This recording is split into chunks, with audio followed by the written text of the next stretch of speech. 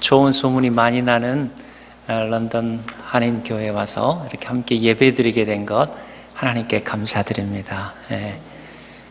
저도 이제 한국 가서 런던 갔다 왔다고 말할 수 있겠습니다. 템즈강도 사실 제가 영국에 있는 런던을 못 가봤거든요. 근데 런던 갔다 왔다고 이렇게 말하겠습니다.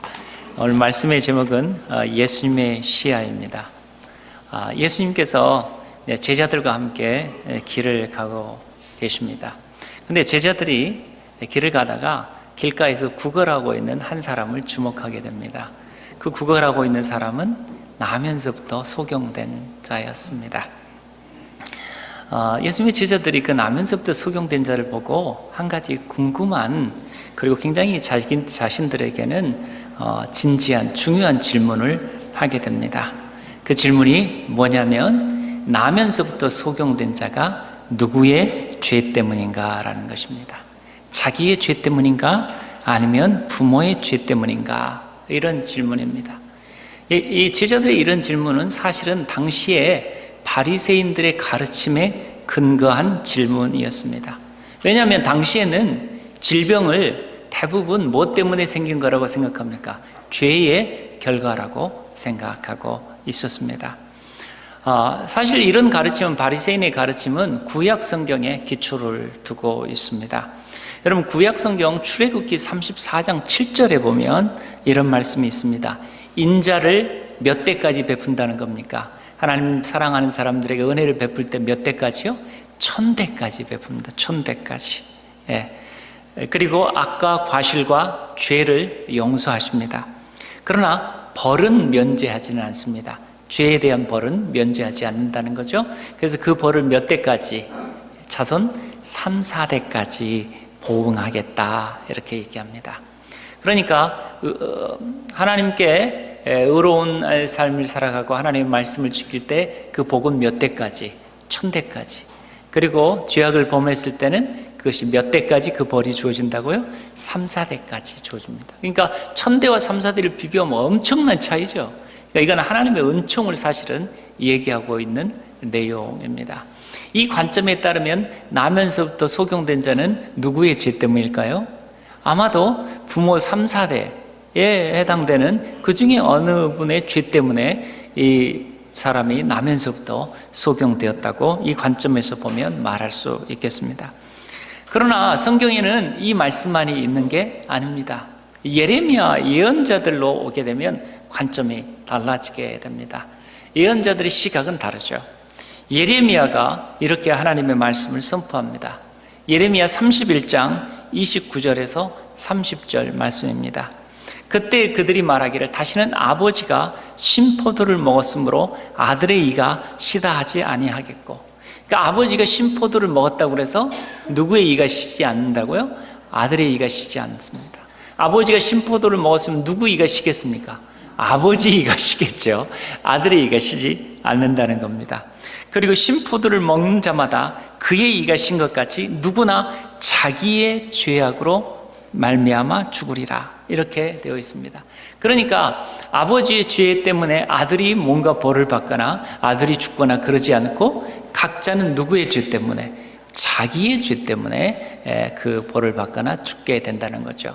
이 예레미야 예언자의 관점에서 보면 나면서부터 소경된 자는 누구의 죄 때문일까요? 누구 죄 때문이겠습니까?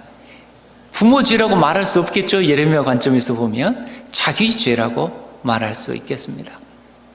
그런데 나면서부터 소경된 자가 자기 죄 때문이라고 하면 뭔가 질문이 하나 생기죠.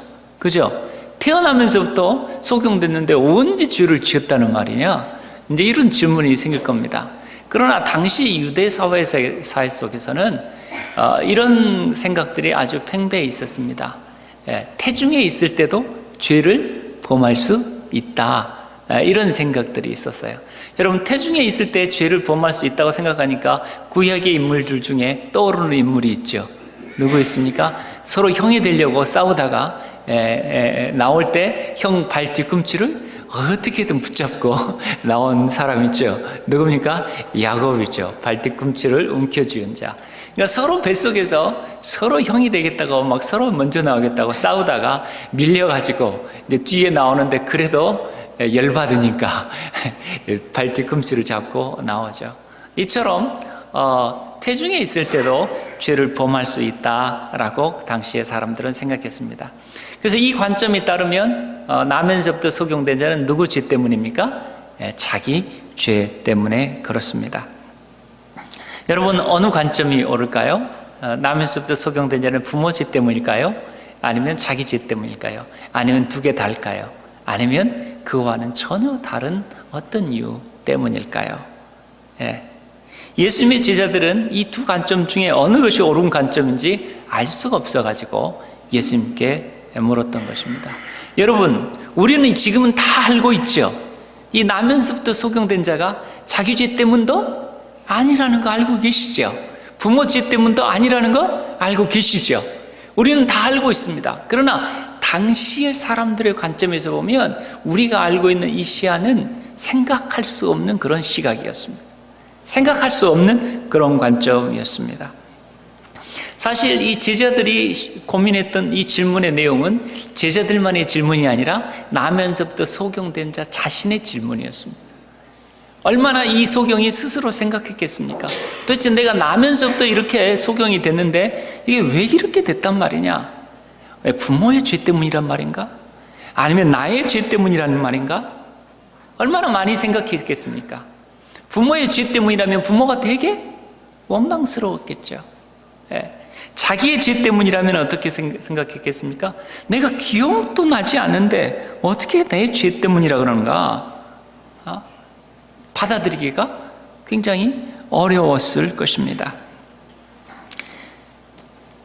제자들이나 나면서부터 속용된 자에게는 바로 이 두 개의 관점밖에 없었습니다. 그러나 예수님의 대답은 전혀 새로운 예상 밖의 대답이었습니다. 혁명적인 새로운 시각의 대답이었습니다. 예수님의 대답이 어떤 내용이었습니까? 우리 3절 말씀 다시 한번 보면서 예수님의 대답을 들어보겠습니다. 3절 말씀 다시 한번 함께 합독하겠습니다. 시작. 예수께서 대답하시되 이 사람이나 그 부모의 죄로 인한 것이 아니라 그에게서 하나님이 하시는 일을 나타내고자 하심이라. 아멘. 그건 누구의 죄 때문이 아니라는 거죠. 오히려 그것을 통해서 하나님께서 하시고자 하는 일을 나타내고자 하는 그런 이유라는 거죠. 다시 말하자면 하나님의 영광을 드러내기 위하는 거죠. 그의 연약함도 그의 부족함도 누구의 죄 때문이 아니라 하나님의 하시고자 하는 일을 나타내고자 하는 거라는 거죠. 예수님의 이 대답은 아주 혁명적이었습니다.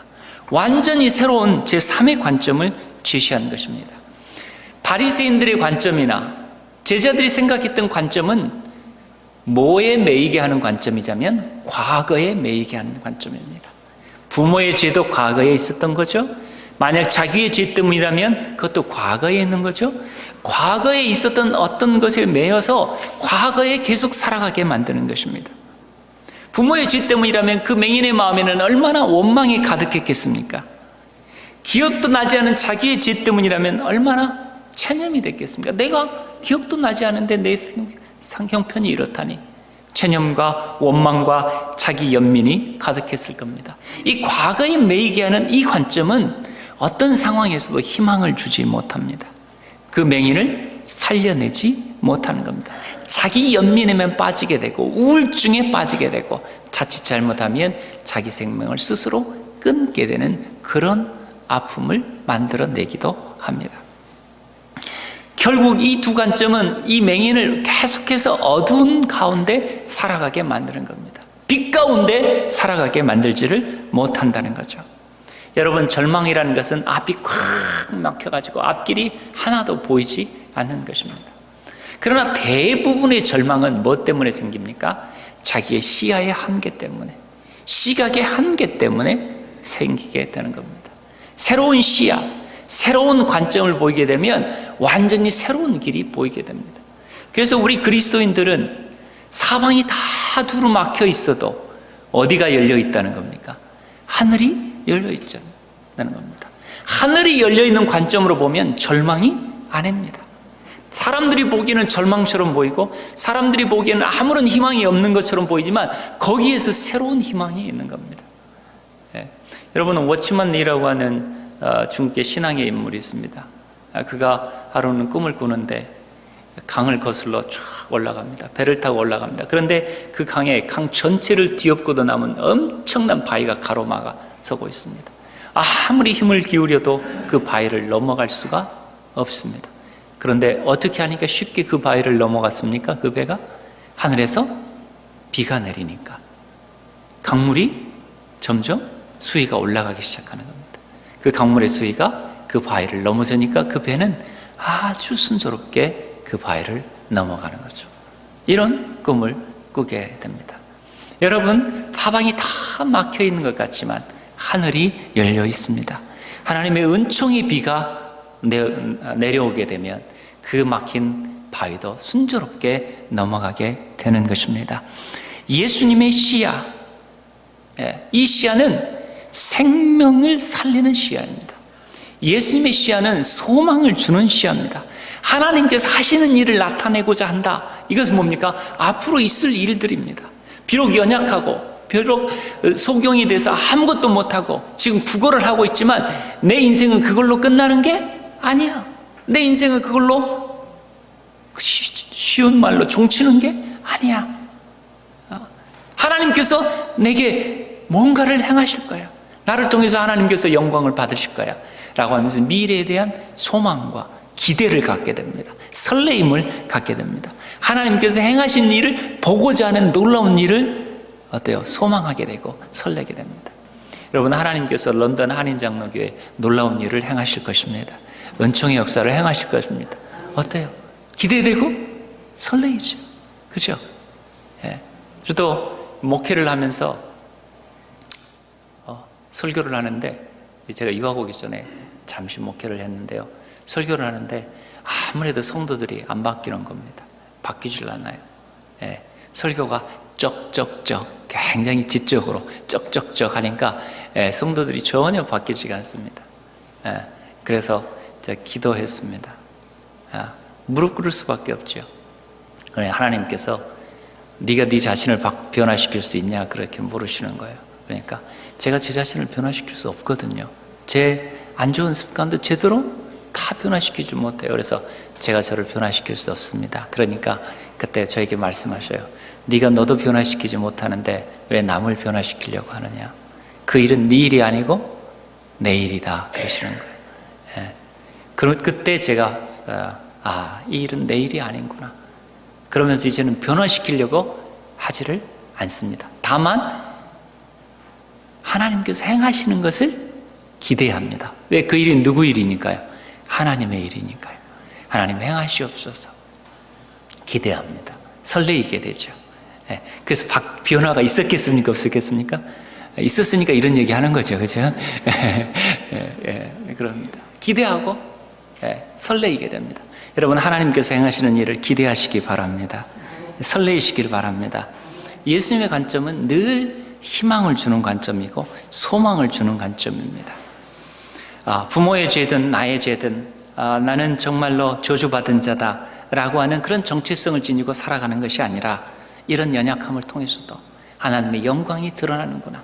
이런 연약함을 통해서도 하나님의 놀라운 일들이 드러나는구나. 나는 그런 존재다. 이런 놀라운 정체성의 변화가 이 맹인에게 있게 되는 겁니다. 이게 여러분 주님께서 원하시는 그런 관점인 것입니다. 제가 이제 대학 다닐 때 제 친구가 크리스찬을 비판하면서 이렇게 얘기하는 겁니다. 제가 이제 크리스찬인 줄 알거든요. 너희 크리스찬은 잘 되면 하나님의 은혜라고 그러고 잘못되면 네가 잘못해서 그런다고 그러고 그게 앞뒤가 맞지 않잖냐. 앞뒤가 모순이잖냐. 잘 돼서 그게 하나님의 은혜라면 잘못되면 누구 책임이어야 됩니까? 그것도 하나님 책임이어야 되는데 잘 되면 하나님의 은혜라고 그러고 잘못되면 네가 잘못해서 그런다고 그러고 앞뒤가 맞지 않아. 그러면서 비판을 하는 겁니다. 그때 여러분 뭐라고 대답해야 될까요? 그때 하나님께서 제게 그 순간 지혜를 주셨습니다. 그러면서 이제 제게 이렇게 얘기하라고 말씀하시는 거예요. 그래, 좋다. 그럼 너는 뭐라고 그러냐? 너는 잘 되면 네가 잘나서 그랬다고 생각하지, 잘못되면 누구 탓하지? 조상 탓하잖아. 그러면 네가 생각하는 관점과 내가 생각하는 관점과 뭐가 더 좋겠냐? 잘 되면 하나님의 은혜라고 생각하면서 하나님께 영광을 돌리며 겸손해지고, 잘못되면 내가 뭔가 잘못된 점이 있는가를 바라보면서 반성하고 나를 발전시키고, 그런 것과 네가 생각한 것처럼 잘 되면 네가 잘난 처럼 교만하고 뻐기고, 그리고 잘못되면 조상 탓이나고, 어느 것이 너를 더 일으켜 세우고 복되게 하고 살리게 하는 관점이냐? 제가 이렇게 얘기했더니 그 친구가 할 말이 있었겠습니까? 없었겠습니까? 할 말이 없었죠. 입을 닫았죠. 여러분 괜찮죠? 그렇습니다. 예수님께서 이렇게 자신이 누구인가를 오늘 선포하십니다. 오늘 예수님께서 스스로 선포하실 때 당신이 누구라고 선포하십니까? 5절 말씀 한번 우리 함께 읽어보겠습니다. 5절 말씀 다 시작. 내가 세상에 있는 동안에는 세상의 빛이로라. 예수님께서 당신을 누구라고 선포하십니까? 세상의 빛이라고 선포하십니다. 요한복음에 보면 예수님께서 I am 이라는 그런 문구를 사용하셔서 7가지의 선포를 하십니다. 이제 이게 헬라어로는 에고 에임이라고 그러거든요. 에고 에임이. 그래서 나는 누구누구이다 라면서 예수님의 정체성을 밝힙니다. 오늘 그 중에 하나가 나는 세상의 빛이다 라는 겁니다. 예수님께서 세상의 빛이심을 보이시면서 그것들을 실제로 행해 보이십니다. 그 행해 보이시는 행위가 오늘 뭡니까? 나면서부터 소경된 자를 드러내 보입니다. 이 나면서부터 소경된 자는 예수님께서 세상의 빛이라는 것을 증거하는 뭐예요? 증인이 되게 되는 겁니다. 놀라운 하나님의 증인이 되게 되는 거예요. 놀라운 역사가 일어나는 거죠. 예수님께서는 태생명인을 치유하시면서 당신이 세상의 빛이심을 증명해 보이십니다. 예수님께서 맹인을 치유하실 때 땅에 진흙을 이렇게 취하셔가지고 거기다가 침을 뱉으셔서 진흙을 이기십니다. 괜히 침 그러니까 조금 이상하죠. 침 안 뱉었으면 좋겠죠. 그러나 여러분, 침이 전혀 이상하지 않게 느껴진 때가 있습니다. 언제죠, 여러분? 의학적이진 않지만 뽀드락지 같은 거나 뭐가 났을 때 엄마가 이렇게 해가지고 침 발라주죠. 하면서. 어때요? 여러분, 그 기억이 있으십니까? 그럼 어때요? 그게 다 치유되는 것 같죠? 이게 뭐예요? 침을 바른다 라고 하는 건 굉장한 친밀한 관계를 얘기합니다. 단지 사물적으로 대해서, 환자와 의사로 대해서 그냥 치유하는 것으로 끝나는 게 아니라 인격적 관계를 맺으시는 겁니다. 그래서 그것을 눈에 바르십니다. 땅이라는 것은 뭡니까? 라틴어로 휴무스라고 합니다. 휴무스. 이 의미는 비천한, 겸손한 뜻이 있습니다. 이 용어와 땅이라는 용어와 같은 어원을 가진 단어가 있습니다. 그게 인간을 이야기하는 라틴어입니다. 인간을 이야기하는 라틴어가 호모죠. 호모 휴무스. 어원이 같습니다. 결국 인간이 어디서부터 왔다는 거예요? 땅으로부터 왔다는 겁니다. 하나님께서 인간을 만드실 때 흙을 비추셔서 거기서 호흡을 후 불어넣으셔서 인간이 되게 됐습니다. 하나님의 호흡을 취해 가시면 인간은 뭐에 불과한 존재입니까? 흙에 불과한 존재라는 거죠. 네가 어디로부터 왔으며 너의 주인이 누구며 누가 너를 창조했는지를 기억하라는 거죠. 그러면 그게 뭡니까? 겸손한 것입니다. 그 관점을 지닐 때 우리의 눈이 멀지 않는다는 거죠. 그런 겸손한 자리에 설 때 우리의 눈이 열리게 된다는 것입니다. 그러기에 땅이라는 단어는 또 다른 하나의 단어와 동일한 어원을 가지고 있습니다. 그게 뭐냐? 겸손한이라는 뜻으로 영어 humility가 같은 어원을 가지고 있습니다. 땅은 겸손함이라는 것입니다. 땅에 서게 되면 우리가 땅으로부터 왔고 우리 안에 하나님의 호흡이 있는 것을 기억하며 창조주 하나님을 기억할 때 우리는 겸손해지게 됩니다. 겸손해지게 되면 눈이 열리게 되고 그리고 하늘을 보게 됩니다. 제가 괸프라는 곳에서 영성훈련 장소에서 영성훈련을 하고 있는데 거기 장소가 산책하기가 참 좋습니다. 작은 호수도 있고 숲도 있고 그다음에 목초지도 있고, 그다음에 작은 늪도 있습니다. 제가 산책을 하고 있는데 이제 호수를 지나서 숲으로 들어갑니다. 숲에 한 나무가 서 있습니다. 그런데 여러 나무들 중에 특이하게 생긴 나무가 제 시선을 사로잡았습니다. 이렇게 한 가지가 올라오더니 양쪽으로 줄기가 나눠져서 이렇게 마치 수리급새 모양으로 쭉 올라가는 겁니다. 그 나무를 주목하고 보고 있는데 그 나무가 마치 제게 말을 하는 것 같았습니다. 말했다는 게 아니에요. 말을 하는 것 같았습니다. 그러면서 이렇게 얘기하는 것 같았어요. 이리 와서 앉으세요. 마치 그게 무슨 모양입니까? 밑에 이렇게 갈라진 데가 벤치 모양이었습니다. 이렇게 앉으세요. 그러는 것 같아요. 그래서 제가 가서 앉았습니다. 앉았더니 이제 또 말을 하는 것 같았습니다. 두 팔을 들어보세요. 이렇게 자기 이제 가지가 이렇게 올라간 것처럼 두 팔을 이렇게 올려보라는 거예요. 두 팔을 이렇게 올리니까 마치 어떤 느낌이 드냐면 나무와 하나가 된 듯한 느낌이었습니다. 그러면서 마음이 열리면서 하나님을 찬양하게 되는 겁니다. 땅들아, 산들아, 나무들아, 꽃들아, 다 하나님을 찬양하자. 이런 마음으로 하나님을 찬양하는 마음이 막 솟구쳐 올라왔습니다. 너무 좋았죠. 그렇다고 거기에 계속 머물러 있을 수만은 없으니까 다시 걸어갔습니다. 이제 뭐가 나왔어요? 목초지가 나왔습니다. 목초지에 잔디가 쫙 깔려 있습니다. 그런데 잔디가 제게 말을 하는 것 같았습니다. 그러면서 뭐라고 하냐면 이리 와서 누워보세요. 이리 와서 저같이 누워보세요. 풀이 되어 누워보세요. 이러는 것 같았어요. 근데 그 얘기를 듣는 순간 제가 저항감이 딱 드는 겁니다. 별로 하고 싶지 않은 거예요. 왜요? 그 순간 무슨 생각이 들었겠습니까? 풀 그러면 밟히는 거죠. 저 밑에 그냥 연약해 있는 거죠. 그러니까 풀이 되어보라니까 괜히 왠지 싫은 거예요. 저항감이 쓴 거예요.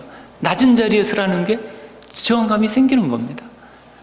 그때 주님의 도우심을 구하고 주님 이러지 않게 하옵소서 하면서 극복하면서 착 풀이 되어 착 거기에 누웠습니다. 그랬더니 놀라운 일이 벌어졌어요. 뭐가 보이겠습니까? 넓고 넓은 푸른 하늘이 쫙 펼쳐지는 겁니다. 제가 서 있었을 때는 하늘이 여기만 보이는 겁니다. 근데 누우니까 어때요? 전 하늘이 다 들어오는 겁니다.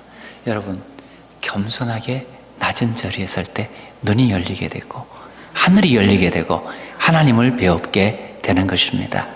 겸손한 자리, 그것이 바로 주님이 계시는 자리입니다. 그것에 설 때 눈이 열리게 되는 것입니다.